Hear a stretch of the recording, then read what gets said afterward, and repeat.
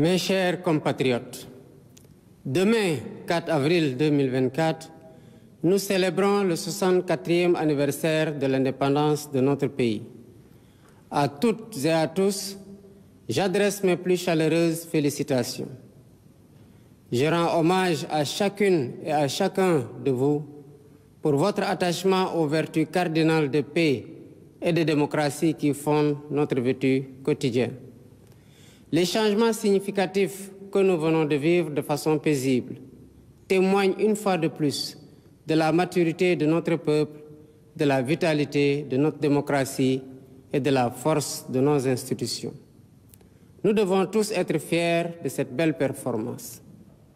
Cette année encore, par la grâce divine, notre fête nationale se déroule sous le signe de la communion spirituelle avec la semaine sainte pascale qui vient de conclure le carême, le mois de Ramadan qui tire également à sa fin. Cette année encore, par la grâce divine, notre fête nationale se déroule sous le signe de la communion spirituelle avec la semaine sainte pascale qui vient de conclure le carême, le mois de Ramadan qui tire également à sa fin. Compte tenu des circonstances, en lieu et place du défilé traditionnel, je présiderai demain, au Palais de la République, une cérémonie de levée des couleurs sobre et symbolique. Ce soir, alors que nous célébrons notre liberté retrouvée, mes pensées vont à nos vaillants résistants, héros célèbres ou méconnus, qui, se donnant corps et âme, ont défié l'odieux système colonial et sa prétendue mission civilisatrice pour défendre la liberté de notre peuple et ses valeurs de culture et de civilisation. Je voudrais également saluer avec respect et affection nos anciens combattants qui ont sacrifié leur jeunesse loin de leur famille au prix de leur liberté et de leur vie. Je rends un vibrant hommage à mes prédécesseurs, les présidents Léopold Sédar Senghor, Abdou Diouf, Abdoulaye Wade et Macky Sall, qui, chacun, a apporté sa pierre à l'œuvre de construction nationale. C'est sur la base de ce legs que je veux poursuivre avec vous notre quête collective du Sénégal de nos rêves. Mes chers compatriotes, la fête nationale met à l'honneur nos forces de défense et de sécurité. À vous, officiers, sous-officiers et militaires du rang, qui avez choisi le métier risqué des armes, je réaffirme la reconnaissance de la nation. Je vous exprime ma fierté, mon soutien et mon entière confiance dans vos missions au service de la patrie, de la paix en Afrique et dans le monde. Je salue la mémoire de nos djambars tombés au champ d'honneur et souhaite prompt rétablissement aux blessés. L'État restera toujours solidaire de leurs familles avec soin et compassion. Le thème de cette édition, les forces armées au cœur de la cohésion nationale, nous interpelle par son actualité et sa pertinence. Il nous rappelle qu'au-delà du cérémonial, la fête nationale est surtout l'occasion d'une introspection individuelle et collective sur notre commun vouloir de vie commune. Nos forces de défense et de sécurité, sous le concept armée-nation, symbolisant la diversité et la cohésion de leurs composantes socioculturelles, nous offrent un bel exemple de ce que doit être le vivre ensemble sénégalais. En tant que chef suprême des armées et garant de l'unité nationale, je suis déterminé à préserver notre vivre ensemble, hérité de nos ancêtres, parce que nous n'avons qu'une seule patrie, le Sénégal, notre abri commun, que nous aimons tous, qui ne commence pas par nous et ne finit pas avec nous. Dans cet esprit, mon rôle, et je l'assume pleinement, est de tendre la main à toutes et à tous pour rassembler, rassurer, apaiser et réconcilier afin de conforter la paix, la sécurité et la stabilité indispensables au développement économique et social de notre pays. De l'Est à l'Ouest, du Nord au Sud, je souhaite que notre cher Sénégal reste uni et indivisible, en paix, en harmonie avec notre devise nationale, un peuple, un but, une foi. Nous le devons à nous-mêmes, nous le devons à nos enfants, nous le devons aux générations futures. C'est pourquoi notre vibrante jeunesse, cœur battant de la nation, restera au centre de mes préoccupations. Chers jeunes du Sénégal, je fais mien vos rêves, vos aspirations et vos ambitions légitimes de réussir pour être utile à vous-même, à vos familles, à vos communautés et à votre pays. L'éducation, la formation au métier, l'emploi, l'entrepreneuriat des jeunes et des femmes restent des défis majeurs à relever.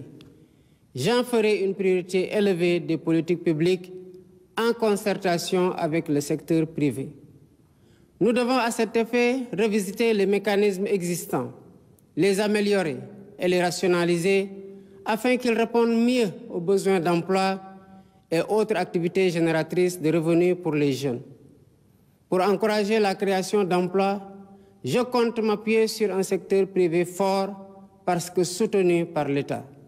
Sur la base de nos besoins prioritaires, nous travaillerons ensemble pour endogénéiser notre économie. Bien entendu, le secteur privé international aura son plein rôle à tenir. Les Sénégalais sont braves, mais ils sont fatigués et attendent de nous des solutions contre la vie chère. La question du coût de la vie me préoccupe particulièrement et retient toute mon attention. Dans les jours à venir, des mesures fortes seront prises dans ce sens, après les concertations que j'entreprendrai avec les acteurs concernés. Mes chers compatriotes, de l'indépendance à nos jours, notre système politico-institutionnel et judiciaire a vécu bien des péripéties, les unes plus heureuses que les autres. 64 ans après, le moment me semble venu de tirer les leçons de nos réussites et de nos échecs pour une gouvernance publique plus moderne, plus républicaine et plus respectueuse des droits humains. C'est pourquoi, après avoir démissionné de mon poste de secrétaire général de PASTEF Les Patriotes, pour ainsi me mettre au-dessus de la mêlée, je convoquerai de larges concertations avec la classe politique et la société civile sur la réforme du système électoral notamment, le remplacement de la Sénat par une commission électorale nationale indépendante avec un renforcement de ses moyens de fonctionnement et de ses prérogatives, la rationalisation du nombre de partis politiques ainsi que leur financement, l'inscription sur le fichier électoral concomitamment à la délivrance de la pièce nationale d'identité. Par ailleurs, pour redorer le blason de la justice, lui redonner le prix qu'elle mérite et la réconcilier avec le peuple au nom duquel elle est rendue, j'entends organiser des assises regroupant les professions du métier, magistrats, avocats, huissiers, greffiers et autres auxiliaires de justice, les professeurs d'université et les citoyens pour identifier des pistes de solutions aux problèmes de la justice. Dans la quête d'un Sénégal meilleur au bénéfice de tous, j'entends instaurer une gouvernance vertueuse fondée sur l'éthique de responsabilité et l'obligation de rendre compte. En outre, j'engagerai sans tarder une politique hardie de bonne gouvernance économique et financière par la lutte sans répit contre la corruption, la répression pénale de la fraude fiscale et des flux financiers illicites, la protection des lanceurs d'alerte, la lutte contre le détournement des deniers publics et le blanchiment d'argent, l'amnistie des prête-noms et leur intéressement sous condition d'autodénonciation, la publication des rapports de l'IGE, de la Cour des comptes et de l'OFNAC. De même, l'exploitation de nos ressources naturelles qui, selon la Constitution, appartiennent au peuple, retiendra particulièrement l'attention de mon gouvernement. Ainsi, en plus de la mise en ligne déjà effective des contrats miniers, pétroliers et gaziers sur le site de l'ITIE Sénégal, je ferai procéder à la divulgation de la propriété effective des entreprises extractives conformément à la norme ITIE, à l'audit du secteur minier, gazier et pétrolier et à une protection plus soutenue du contenu local au bénéfice du secteur privé national. Au demeurant, je voudrais dire à tous nos partenaires privés qu'ils sont les bienvenus au Sénégal. Conformément aux lois et règlements en vigueur, les droits de l'investisseur seront toujours protégés, de même que les intérêts de l'État et des populations. À nos pays amis et partenaires, je voudrais assurer que le Sénégal reste un pays ouvert et accueillant pour tous. Nous veillerons sans cesse à maintenir et raffermir les relations de bon voisinage et de solidarité agissantes au sein de nos organisations communautaires, notamment la CEDEAO et l'UEMOA. Héritier de l'idéal panafricaniste de Cheikh Anta Diop et de Léopold Sédar Senghor, un des pères fondateurs de l'Organisation de l'Unité africaine, nous demeurons fermement engagés dans la construction de l'intégration africaine et la réalisation des objectifs de la zone de libre-échange continentale africaine. Nos partenaires étrangers de tous horizons sont d'égale dignité pour nous. À tous, nous devons respect et considération. Et de tous, nous demandons respect et considération. Nous resterons engagés pour une gouvernance mondiale plus juste et plus inclusive, dans le respect de l'égale dignité des valeurs, de culture et de civilisation. Mes chers compatriotes, la fête nationale, symbole de notre souveraineté, nous rappelle que nous sommes seuls face à notre destin et que personne ne fera à notre place ce que nous ne sommes pas disposés à faire pour nous-mêmes. Nous avons la responsabilité historique de conforter notre souveraineté en rompant les chaînes de la dépendance économique par le culte permanent du travail et du résultat. Dans cet esprit, l'administration doit agir à tous les niveaux de façon plus accueillante et plus efficace pour les usagers du service public. Nous devons bannir de nos pratiques les procédures et formalités indues qui altèrent l'efficacité de l'État. Dans cet objectif, j'entends investir massivement dans la digitalisation des services et des procédures administratives. De même, il y a urgence à gagner notre souveraineté alimentaire en investissant plus et mieux dans l'agriculture, la pêche et l'élevage, les trois mamelles nourricières de notre pays. Je tiens particulièrement à ce que les subventions substantielles dépensées chaque année dans la campagne agricole bénéficient aux véritables producteurs et non à des acteurs intermédiaires.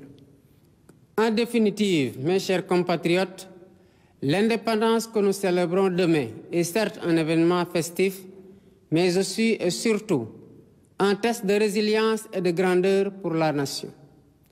Notre mérite et notre honneur, c'est de réussir l'épreuve en affichant une confiance résolue en nous-mêmes pour vaincre nos peurs et nos doutes, surmonter les obstacles devant nous et poursuivre ensemble notre marche solidaire vers notre destin commun, main dans la main, épaule contre épaule. C'est à cela que je vous invite dans la communion des cœurs et des esprits.